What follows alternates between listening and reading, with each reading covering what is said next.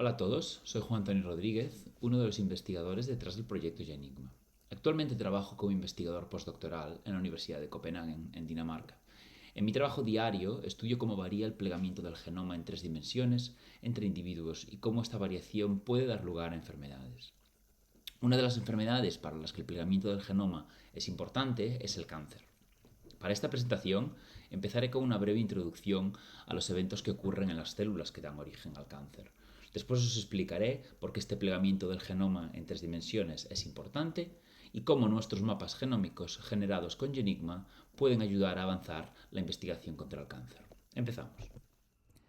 Entonces, como sabéis, nuestro interés con Genigma es generar mapas genómicos donde catalogaremos las alteraciones de células tumorales con respecto a células normales o sanas. La definición de normal o sana puede ser bastante amplia, pero aquí asumiremos que el concepto de normal o sana se refiere a una célula que no sufre cáncer. Iniciamos identificando aquello que diferencia una célula sana de una cancerosa.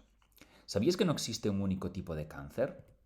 De hecho, cada enfermo de cáncer tiene sus propias alteraciones genómicas. Existen más de 100 tipos de cáncer, pero todos tienen en común una cosa: la división celular incontrolada ligada a diferentes alteraciones genómicas. Así, entre dos personas diferentes con cáncer, las alteraciones no son siempre las mismas.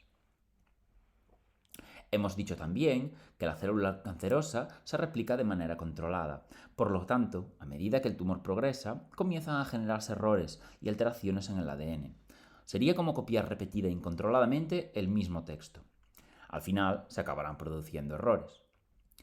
Incluso en una misma persona, dos células diferentes podrían tener mutaciones diferentes que nos llevarían a diversos escenarios cromosómicos. Ahora, empieza mirando la imagen a la izquierda. Aquí podemos ver un cariotipo normal. Un cariotipo es una visualización de todos los cromosomas en un individuo, obtenido en un laboratorio mediante el uso de diversas técnicas para poder ver el número y las alteraciones cromosómicas. Observa que se pueden ver los 23 pares de cromosomas, donde cada par está coloreado artificialmente mediante ordenador. Una vez que el cáncer avanza, esta cifra de cromosomas puede ser modificada. Ahora fíjate en la imagen de la derecha. Ahora ya no ves los 23 pares, ¿verdad? Aquí vemos trozos de cromosomas que se han intercambiado, cromosomas completos que se han eliminado, otros que se han añadido, etc. ¿Cuántos eres capaz de identificar? De manera más formal, también podemos clasificar estas alteraciones en por lo menos 4 categorías. Recuérdate que estas alteraciones se producen a causa de un proceso de división incontrolable de la célula que los mecanismos de reparación no pueden arreglar. Entonces, en las delecciones falta un trozo de cromosoma. En las inversiones hay un trozo de cromosoma que se invierte. En las duplicaciones, la polimerasa, que es la enzima que se encarga de copiar el ADN, digamos que resbala y genera más copias de un mismo fragmento de ADN. Esto es bastante frecuente en ciertas regiones que contienen secuencias de ADN muy repetitivas. En las translocaciones, un trozo de cromosoma se rompe y luego se inserta en otro cromosoma. Este es un tipo muy importante para nosotros en Genigma. También factores ambientales como una larga exposición al sol, el tabaco o ciertas sustancias químicas podrían promover estas alteraciones, aunque ciertas variantes en nuestro propio ADN también podrían contribuir a promover estos eventos. En resumen, no existe una única causa del cáncer.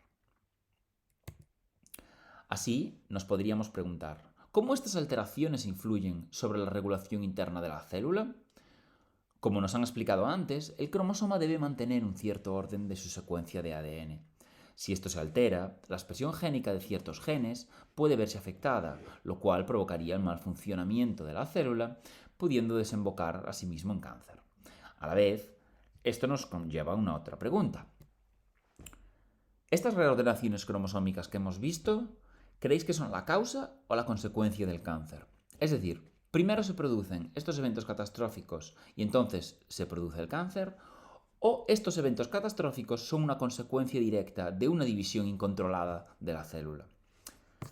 La respuesta honesta es que no se sabe. Ambas pueden ser compatibles. Algunos tumores se originan tras un daño al ADN, mientras que en otros vemos estos eventos catastróficos a causa del proceso de división incontrolado. En nuestro proyecto Genigma nos proponemos generar un catálogo de estas reordenaciones cromosómicas. ¿Cuáles son las más frecuentes en las líneas celulares usadas en el laboratorio? Queríamos que esto fuese útil para el laboratorio de nuestro centro, el CRG.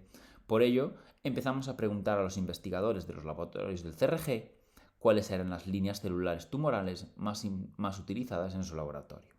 Tras una encuesta, aprendimos que las que más se usaban eran las siguientes: el T47D, que es una línea de cáncer de mama; el TUV21G, que es una línea creada a partir de un cáncer ovárico; el KBM7, que es una línea creada a partir de una leucemia; el U2S, el U2OS, que es generado a partir de un osteosarcoma; y las células GILA, que son generadas a partir de un cáncer de cuello de útero.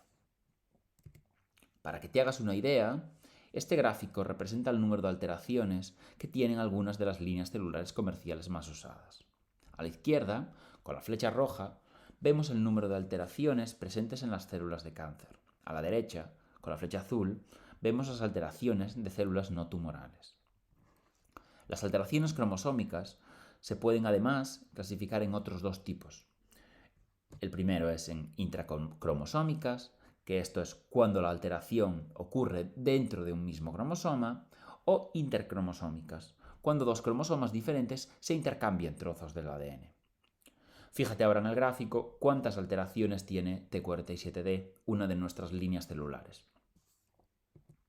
Como os decía, estas alteraciones pueden alterar la secuencia de ADN y pueden hacer que se produzcan proteínas defectuosas, contribuyendo al inicio del cáncer.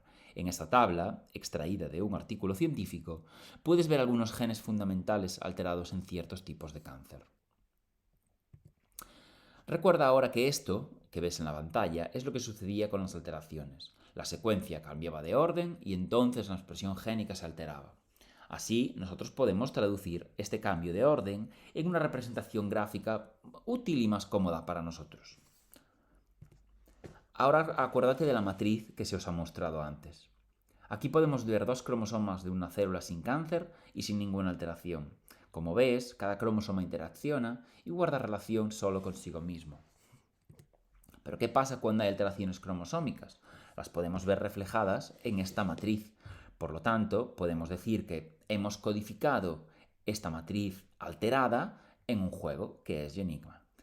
Al final, lo que queremos tener es una representación más precisa del genoma de las células tumorales, incorporando todas estas alteraciones de modo que los investigadores tengan una representación más precisa del genoma del cáncer. Sin esto, sería como si quisieses moverte por Roma con un mapa de la época del Imperio Romano, de hace 2000 años. Ahora os explicarán cómo funciona el juego y cómo podéis contribuir a esta tarea. ¡Hasta luego!